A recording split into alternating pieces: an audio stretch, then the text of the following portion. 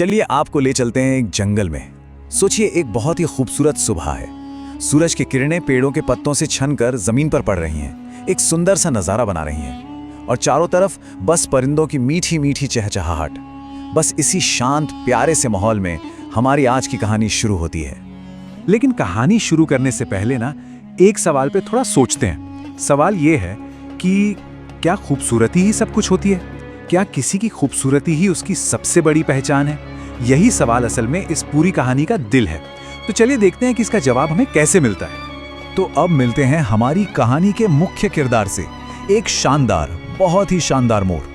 अरे उसके पंख तो ऐसे थे जैसे इंद्रधनुष के सारे रंग एक साथ चमक रहे हों। सच कहूं तो वो वाकई में जंगल का सबसे खूबसूरत परिंदा था। पर उसकी इस खूबसूरती के साथ ना एक छोटी सी खामी भी जुड़ी थी। वो क्या करता था?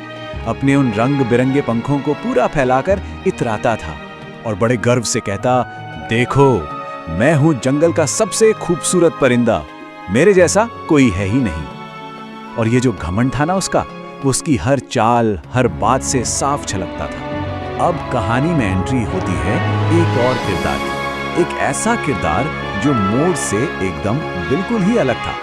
पास में ही एक छोटी सी बड़ी सादी सी चिड़िया बैठी थी। वो बस खामोशी से मोर की सारी बातें सुन रही थी। और बस यहीं से घमंड और विनम्रता के बीच का जो फर्क है ना, वो साफ साफ दिखने लगता है। तो देखिए, एक तरफ है मोर जो अपनी खूबसूरती के नशे में घमंड में चूर है, और दूसरी तरफ ये छोटी सी चिड़िया जो स्वभाव से बहुत विनम्र है और जिसकी असली ताकत उसकी खूबसूरती नहीं बल्कि उसके पंखों में है। वो बहुत तेजी से उड़ सकती है। मोर ने तो उसका मजाक भी उड़ाया, बोला, अरे तुम तो कितनी छोटी और सादी सी हो, मेरे जैसे इतने खूबसूरत पंख तुम्हारे पास कहाँ? और ये सब कुछ ना जंगल से गुजर रहे दो लड़के अब्दुल्ला और खालिद देख भी रहे थे और सुन भी रहे थे। तो अब्दुल्ला ने खालिद से कहा, देखो तो ये घमंड करना कितनी बुरी बात है ना? अल्लाह को घमंड करने वाले लोग बिल्कुल भी पसंद नहीं है। खालिद ने भी उसकी बात से सहमति जताई। उसने कहा, हाँ, मेरे अब्बू भी यही कहते हैं कि हमें हमेशा विनम्र रहना चाहिए, क्योंकि अल्लाह को विनम्रता ही पसंद है। तो मतलब साफ है, घमंड का ठीक उल्टा है विनम्रता, और वही एक बहुत अच्छा गुण है। और फिर कहानी का माहौल एकदम से बदल जाता है। जंगल की वो जो शांति थी ना, वो भंग हो जाती है। एक नया खतरा सामने आ खड़ा होता है, एक ऐसा खतरा जिसने सारे जानवरों में खलबली मचा दी। एकदम से जंगल में एक जोर का शोर मचता है। सारे जानवर डर जाते हैं, इधर उधर भागने लगते हैं। किसी को कुछ समझ ही नहीं आ रहा था कि आखिर ये हुआ क्या है। और फिर उस खतरे की वजह सामने आई। एक शिकारी, जंगल में एक शिकारी घुस आया था और उसका इरादा जाहिर है किसी जानवर का शिकार करना था। खतरा देखते ही उस छोटी सी चिड़िया ने एक पल भी नहीं गवाया। वो तो फुर्र से उड़ी और सीधे एक ऊंचे पेड़ की डाल पर जाकर बैठ गई, एक ऐसी जगह जहां शिकारी पहुंच ही नहीं सकता था। देखिए, उसकी सादगी और उड़ने की काबिलियत ही उसके काम आई। लेकिन मोर, बेचारा मोर, वो भी उड़ना चाहता था, पर उसके वो बड़े और भारी पंख जिन पर उसे इतना घमंड था ना, वही उसके लिए मुसीबत बन गए। वो ना तो तेजी से उड़ सका और ना ही ज्यादा ऊंचा, और शिकारी वो सीधा उसी की तरफ बढ़ने लगा। अब सोचिए, मोर की जान खतरे में थी। उसे लगा कि बस अब उसका अंत नजदीक है। लेकिन तभी कुछ ऐसा हुआ जिसने उसे सिर्फ बचाया ही नहीं बल्कि एक बहुत बहुत बड़ा सबक भी सिखाया।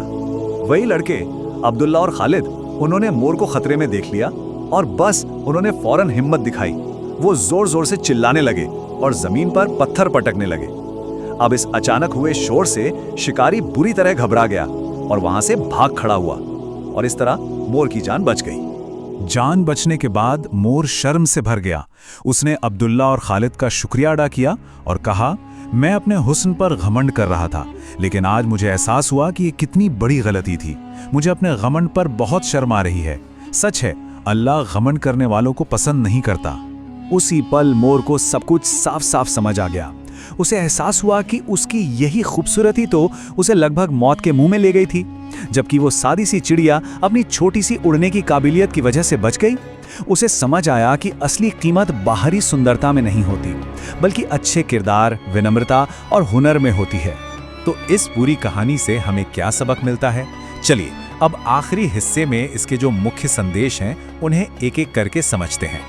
देखिए, इस कहानी की सबसे बड़ी सीख तो यही है कि घमंड एक बहुत खतरनाक हामी है।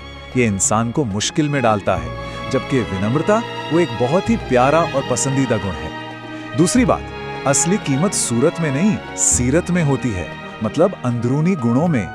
और सबसे जरूरी बात, हमें अल्लाह की दी हुई हर नेमत के लिए हमेशा शुक्रगुजार रहना चाहिए, उस पर घमंड कभी नहीं करना चाहिए। और अब आखिर में एक सवाल, एक ऐसा सवाल जो हम सबको सोचना चाहिए। इस कहानी से जो हमने सीखा है उसे लेकर हम सब अपनी रोजमर्रा की जिंदगी में विनम्रता कैसे दिखा सकते हैं? क्या दूसरों की मदद करके, या अपनी कामयाबियों पर घमंड ना करके, या शायद दूसरों के अच्छे गुणों की तारीफ करके? ये सवाल हम सभी के लिए है।